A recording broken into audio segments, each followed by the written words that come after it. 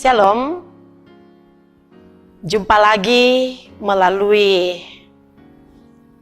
Renungan Harian Toraya, edisi Jumat 7 Agustus 2020. Sebelum kita membaca dan merenungkan firman Tuhan, mari kita berdoa. Kami selalu bersyukur untuk penyertaan dan kasih sayang Tuhan yang selalu kami alami. Kami hendak membaca firman-Mu dalam terang hikmat dan tuntunan kuasa Roh Kudus. Kami dimampukan untuk dapat memahami pesan dan nasihat firman Tuhan untuk kehidupan kami. Di dalam Kristus kami berdoa. Amin. Kisah Para Rasul pasal 18 ayat 24 sampai 28. Firman Tuhan,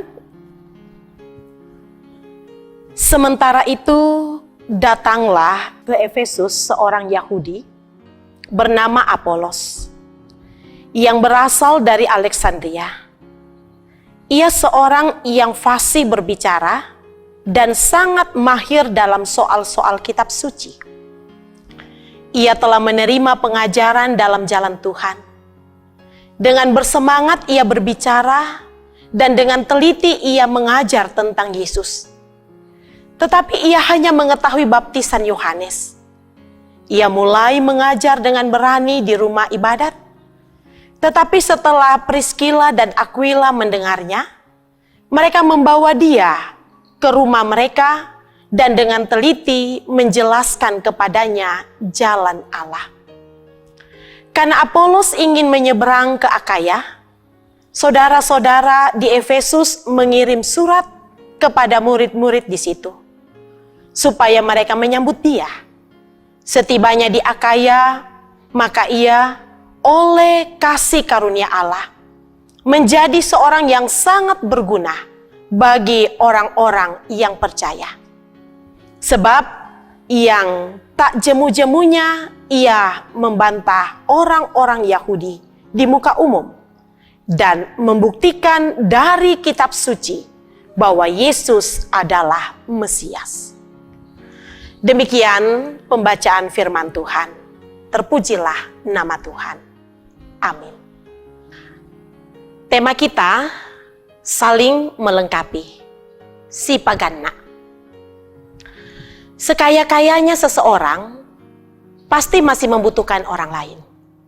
Bahkan sepintar-pintarnya seseorang juga masih memiliki kekurangan dalam hal tertentu.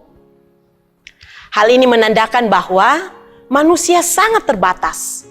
Seperti pepatah yang mengatakan bahwa manusia tidak ada yang sempurna karena pasti memiliki kelebihan sekaligus juga kekurangan.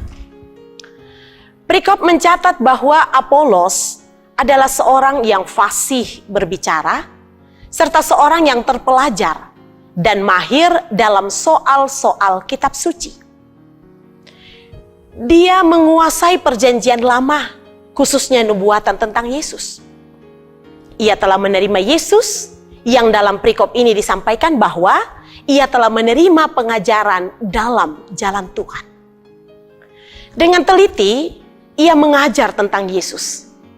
Tetapi hanya mengetahui baptisan Yohanes, sehingga Priskila dan Aquila yang telah menerima dan percaya kepada Yesus melalui pengajaran Paulus yang mendengar pengajarannya, mengajak ke rumahnya dan menjelaskan kepadanya tentang pengajaran yang benar dalam jalan Allah.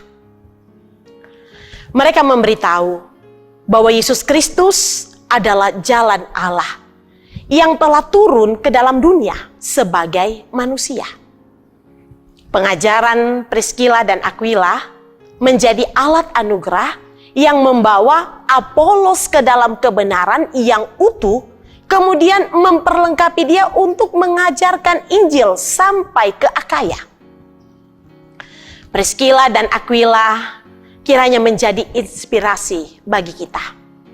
Bahwa saling menopang dan melengkapi dalam kehidupan berjemaat, berkeluarga dan bermasyarakat adalah hal yang sangat penting.